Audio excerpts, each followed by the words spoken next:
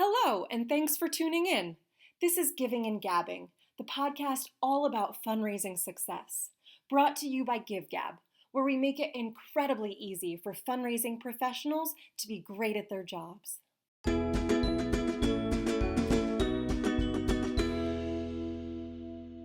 Well, today we have Matt Kelly from Brother Rice High School. He's here today to talk to us about his Giving Day, Crusader Day of Giving that happened this past May in 2020, and we're very happy to have him here. Well, thank you for having me. Like Isaiah said, my name is Matt Kelly. I'm at Brother Rice High School in Chicago, Illinois. I'm the director of Alumni Engagement and our annual giving program. Wonderful. Well, thanks and welcome to the show. We're curious to understand a bit about why you decided to host a Giving Day for Brother Rice High School and what goals you were looking to accomplish through that event.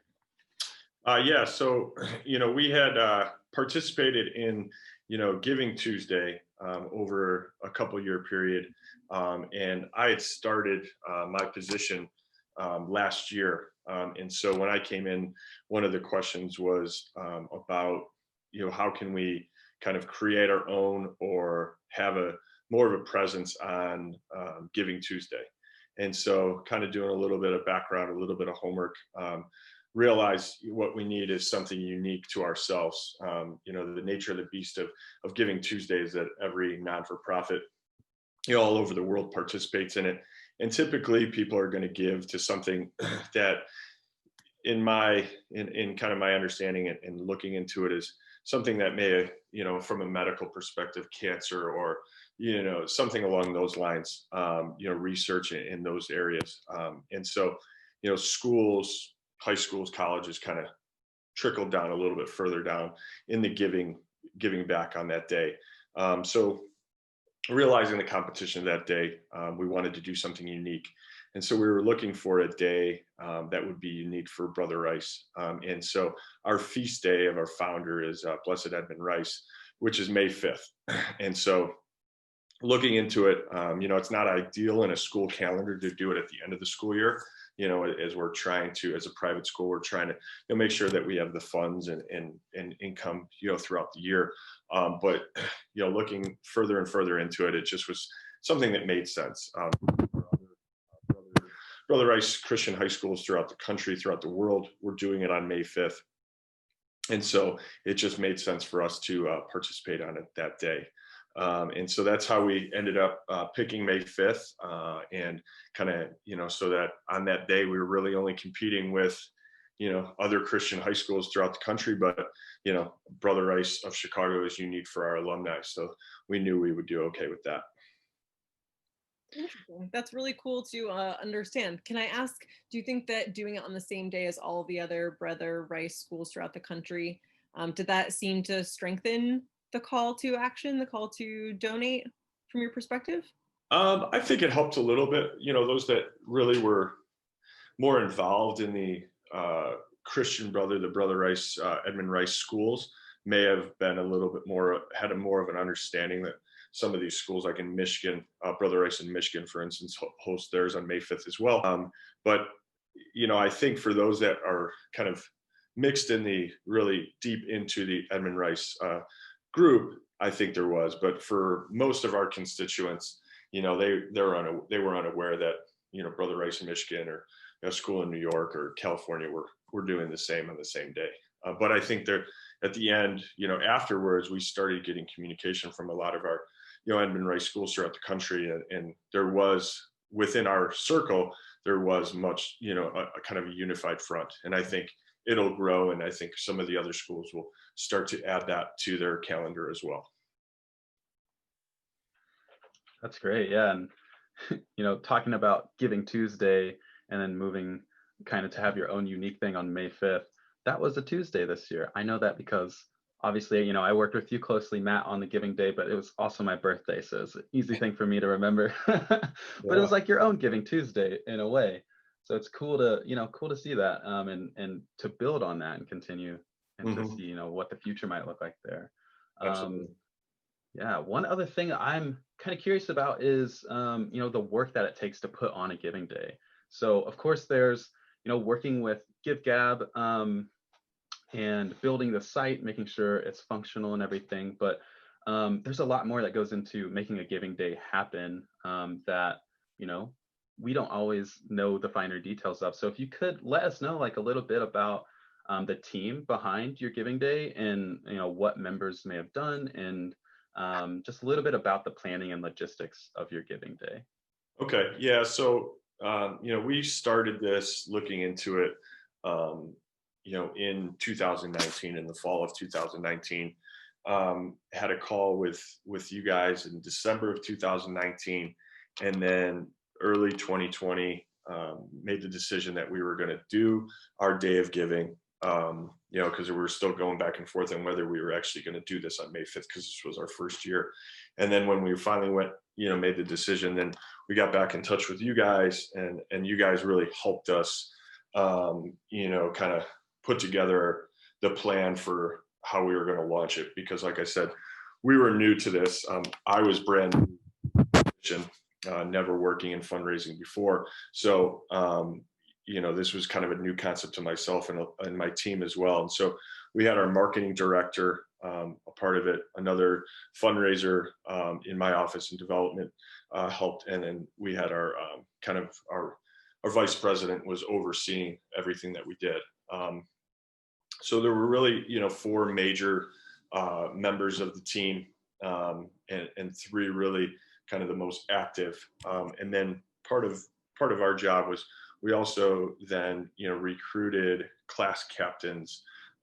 So really kind of people who were bought into the Brother Ice community, and kind of leaned on them to help us promote and get the word out. But, really there were 4 of us kind of leading up to the day, along with yourself, kind of making sure that we're getting everything that we wanted to do, and all the ideas that we were, and executing all the ideas that we had.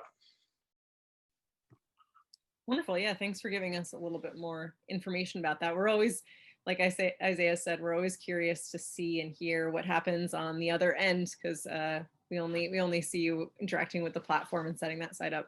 Mm-hmm. Now, since this was your first year working with a platform, you had done Giving Tuesday before on your own, can I ask what some of the benefits were that you saw working with our team at GiveGab, and having, I know you had Isaiah as your dedicated project manager, having someone there to kind of guide you and help you along, and the difference that made?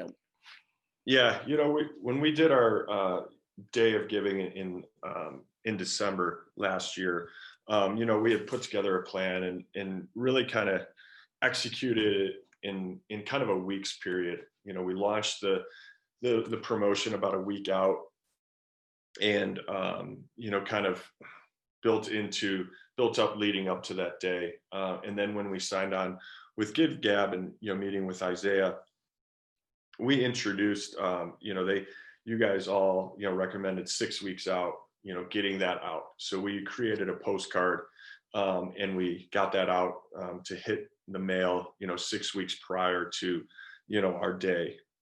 And so everything, our calendar was really built off of that 6-week period. So we met leading up to that 6-week period, came up with ideas and different things that we could implement and do.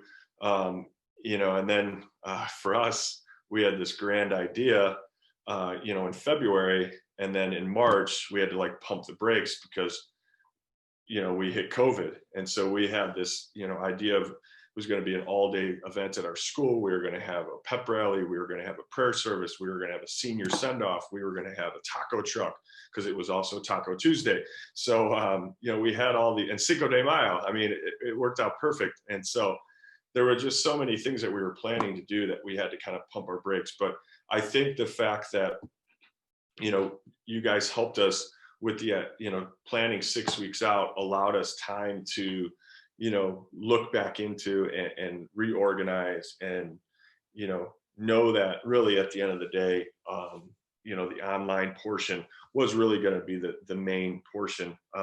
So the GiveGab site, our social media, our emails, that was really the big part of it. The in-person things were all going to be a celebration of Edmund Rice's life and making sure, and we were going to televise it on our YouTube channel. We were going to do all these things, but that was really kind of, secondary in some ways, or just something to make the day even more, energetic. But really, the whole idea of the Day of Giving was, to try to help raise funds for our school and for our students. And so you guys really kind of helped us, set the platform and gave us guidance. And in some ways we didn't panic when we had to make a hard left turn, because we felt comfortable with where we were at leading up to that point. Right. Yeah. That's great. I'm glad that our team was able to help give that guideline of how far out to start reaching out. Because I know that is a question that we get frequently. How far out can we start promoting, and how often should we be reaching out to people, letting them know that this is happening? So I'm glad that Isaiah and the team was there to help with that. Could you talk a little bit about having to make that hard left, and the decisions that you made, and tweaks that you made to the day so that it still felt energetic, even though you couldn't meet in person? Yeah. So nobody really knew what was going to happen when we first got the lockdown. It was 2 weeks. And then, during that 2-week period, we realized that this was going to be something that was going to last a little bit longer than 2 weeks. And so at first I was extremely nervous. I thought, oh man, we're done for. Like, this is going to be a disaster of a day. Nobody's going to, want to give, especially with, people, out of work and losing, all of these things that were taking place, in our communities and throughout the world. And so I really kind of was really nervous about it. And then as we're going through the time, you started to see people really coming together. And, we had, the relief packages, and people were getting checks. And so then all of a sudden you started to say, this could turn out, the tax credits and things like that. So you really felt like, well, maybe there's a chance that this actually will do a little bit better, because people will want to help our students. We're a tuition-based school. Our families pay tuition. And so our alumni, seeing the needs of our families, we felt like, well, this is an opportunity to really, showcase, why Brother Rice is such an important, great school, and, pulling at the heartstrings of our alumni to help families in need, which is, kind of what everybody was doing at that time. And so that was kind of how we, kind of changed our approach, or, maybe what we had already planned to do became more evident because of going through the pandemic. And then, and what we did, we were planning on having a pep rally, and rather than a pep rally, we had a small prayer service. And so we televised our kind of welcome to our Giving Day on May 5th on our YouTube channel. We had a prayer service that celebrated the life of Edmund Rice, which is what we were already going to be planning on doing. It was just all virtually. So we had a small group of us here at school that kind of handled that portion of it. So we kept the reason why it was May 5th as the main factor, with the prayer service and the celebration of Edmund Rice's life. And then we incorporated our Day of Giving. So, rather than, a lot of in-person, kind of rah-rah, excitement, it was much more, virtual, which is what we were used to at that time. And, a lot of the things that we were going to do was going to be via social media and emails anyways. And I guess it made it a little bit easier to do it that way, because nobody had expectations for anything else at the time. Yeah, and I'll just say, from my perspective, you all handled that pivot very well.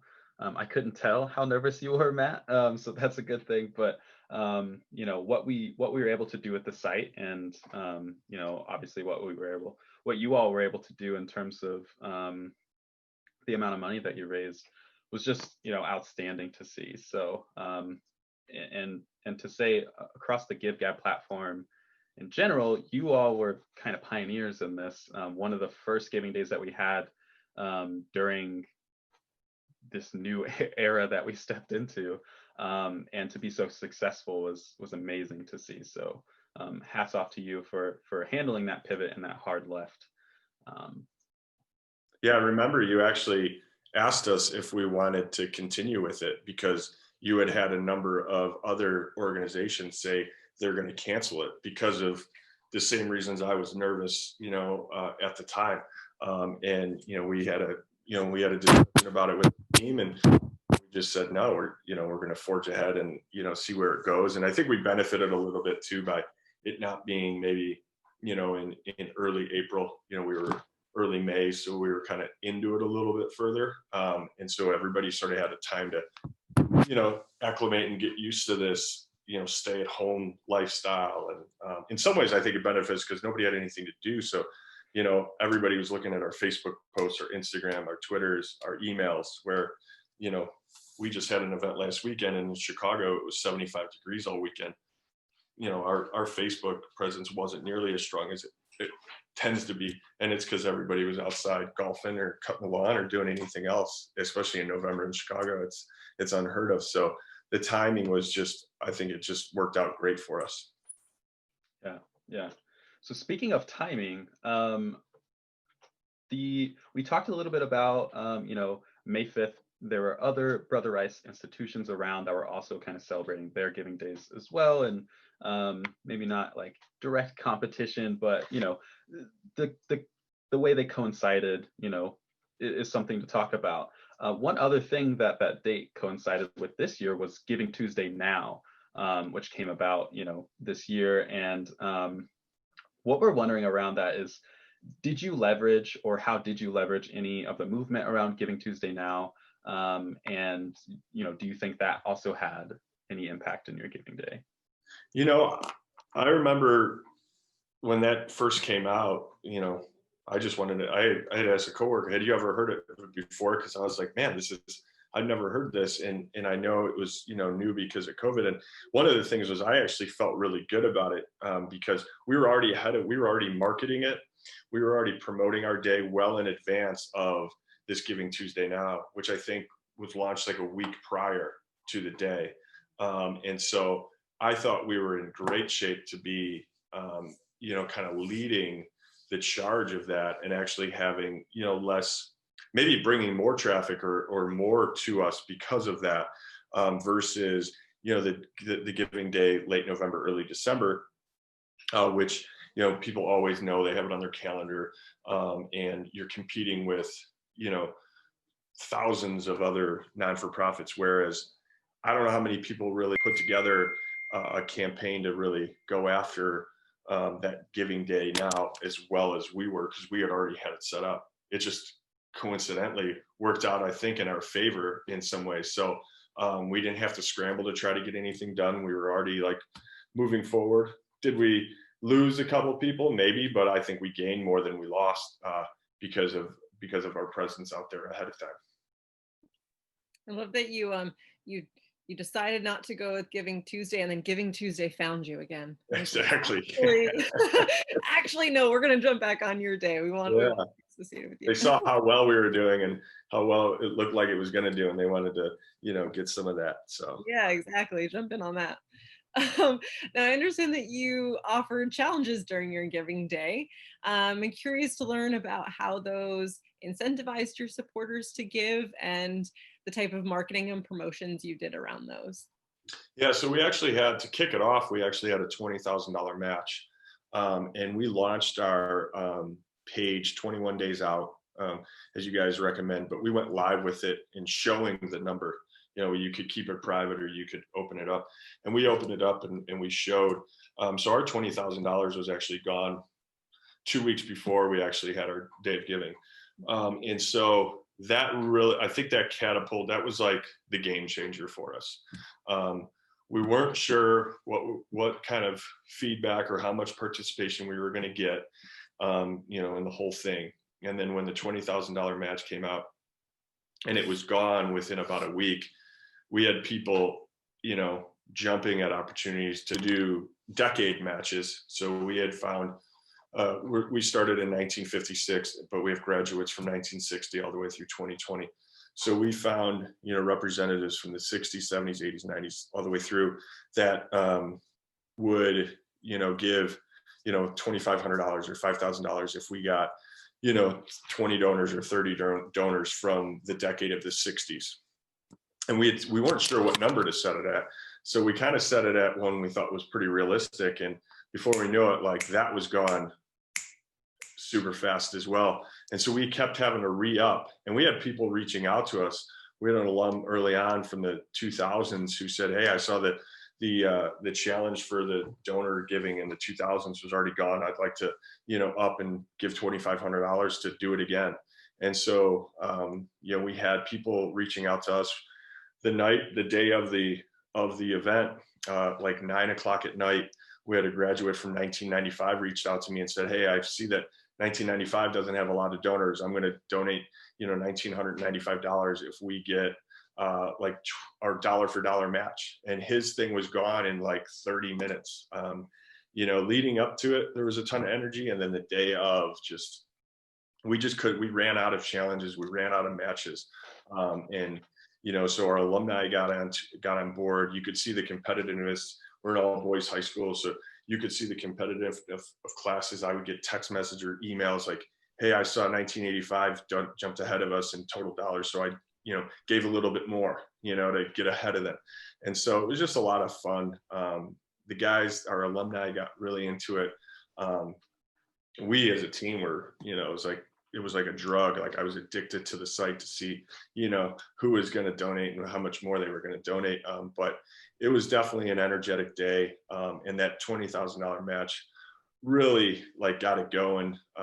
We promoted it through social media, emails, class captains, that was kind of what springboarded everything for us. Yeah, it was definitely a game changer. I remember when you would get those, because I was helping you manage, those matches and challenges and getting them up on the site so folks can start seeing them. It was so exciting for me to go and check, like, well, I just set this up like 10 minutes ago. I'm going to come back and check and see how it's doing. And it's like halfway done. I'm like, this is amazing. Like it was blowing my mind on May 5th to watch that happen. Because I'd come back like a few hours later. You may have already even had another challenge for me to set up, but the one I just set up would already be gone. Like, and it was amazing to see that. One other thing I will talk about or bring up or just ask about was the challenges that your principal, I believe it was the principal, came up with to get current students and faculty and staff members involved. I think it was something like 200 the challenge was to get 200 donors from either current students or faculty and staff. And once he reached one level, he was going to shave his head or his beard. I don't know which one went first. And then once they reached, the highest number, he shaved the other thing, his head or his beard. And I saw the video on social media after the fact. Very, very bald man after that. And it was awesome to see. Yeah, that was one where we weren't sure if we were going to hit it. We had planned to have a dress down day for our student involvement. And so they would donate, and then they could, we wear, collared shirt and polo pants or khaki pants, daily. And so we offer different things for them to dress down, and this was one of them. And then when that was gone, I was like, oh man, how are we going to get our students involved? And our students bought in, their families bought in, our faculty bought in. And so, we hit the number for him to shave his beard, and we hit the number for him to shave his head. And he did it live on our YouTube channel right after the prayer service. And I think that was another thing that sort of got people's energy going, because there was, some fun, participation, not just about, getting a prize, but somebody doing something, kind of that drastic or that, kind of bought into it, was great. He kind of got that going for our students to want to see him, get his head shaved. So that was cool. Definitely. Yeah. It's amazing the ways that you can incentivize donors. Mm-hmm. It's awesome. I'm curious now to hear. So, this year, the Crusader Day of Giving was an absolute success. So looking forward into the future, what kind of strategies for, similar or, greater engagement do you have in mind, or are that maybe you're starting to research a little bit or are curious about for implementing in those Crusader Day of Givings in the future? Yeah, well, I mean, one of the things is, I don't know what the next couple of months is going to hold for us, but after after last May 5th, we thought, oh well, this is great because next May 5th is going to be our second one, but it's going to be like our first one again because we didn't get to do everything that we planned initially to do, and now it looks like I don't know what it might be the same as last year where it's going to be a little bit more virtual. But I think some of the things we're excited about is the text to give that you guys have brought out or launched, so that we can get a little bit more peer-to-peer interaction or getting our students a little bit more involved in some of that. The other thing we did was we didn't build any teams like peer-to-peer. We didn't ask our kind of community leaders to form a team and to kind of do fundraising on their own. We kind of handled it all within ourselves. We recruited class captains, but they really just sent emails to get people to send them to the site versus, forming a team and then having that team total, rise up, which I know is something that is available for it. And then just getting, our students a little bit more involved. Because we went into this COVID restrictions, we weren't able to get as much of the student involvement as we intended to have. And so, those are just some of the things that we're, looking forward to kind of enhancing it, making it a little bit better. And now that we're, in our going into year 2 with it is kind of implementing, some of those things that were really successful for us and getting a little bit more buy-in, or a little bit more involvement from, our kind of leaders in our community to help us with the promotion and help us with recruiting people, rather than it all falling on us. Yeah. I think you already sound like you had amazing competition going on. I can't imagine, next year when you have teams organized and, you're playing it out in those ways that you just kind of specified and walked through. Like, I just can imagine it being so much more intense and stronger. I'm really excited to see what the next Giving Day looks like. Yeah, I hope so. I hope that is something that is a positive and can grow. I mean, I was getting texts and emails and messages and Facebook and all these things about looking at the years and how many we initially weren't even gonna put that on there, I think, Isaiah, and then we talked about it. Now let's put every year down and see what we can do, because we weren't sure if we were going to get a lot of donors, to be honest. We weren't sure how much we were going to raise. Our goal was $50,000. We raised 250. So, so there was a lot of hesitancy on us for a lot of little things. And then, our alumni, our community just blew us away with their support. And so now we feel confident or feel comfortable with really kind of, maybe doing some of the things that in our back of our mind, we may have wanted to do, but we were hesitant on doing. So yeah, it's going to be fun to see how, this May turns out. Yeah, I'm definitely going to follow along. And sounds like you and your team and Isaiah are coming up with some pretty cool ideas. So I'll follow along with that. Now, do you have any advice for any high schools that are maybe considering running their own Giving Day and perhaps they have some hesitations like you had? Do you have any words of wisdom or suggestions to share with them? I think one of the things is just go for it. Especially when it's your own unique day. There's not a lot of competition. We looked into the May 5th and there's, a handful of things, but not a lot. So, within your community, make it personal. We utilized, the idea of an Edmund Rice Christian Brother education, and there's 7 elements to an Edmund Rice education, and so that was like our focal point to the day. We shared historical information about Edmund Rice, the Christian Brothers, about Brother Rice High School. So we made it personal. We brought back memories.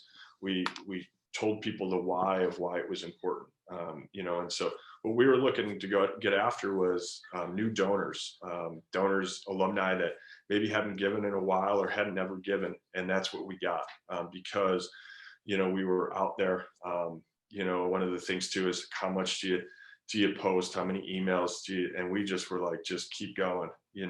There's not, you can't, if somebody doesn't want to look at it, they just scroll right past it. That's the nice thing about social media is, it doesn't have to like bombard them with it. And so we made it personal. We told our story. And I think that compelled our donors to want to give. It brought back memories of why they, loved Brother Rice, or what they loved about being taught at Brother Rice, why our parents loved their sons going to Brother Rice. And so that story being told was really what I think got our donors excited. Plus, we offered some pretty nice prizes or giveaways. If you gave $50, $250, you got some sweet socks and you got a really nice pullover. So we incentivize people. I had a lot of people tell me, they gave $250 because they wanted the pullover.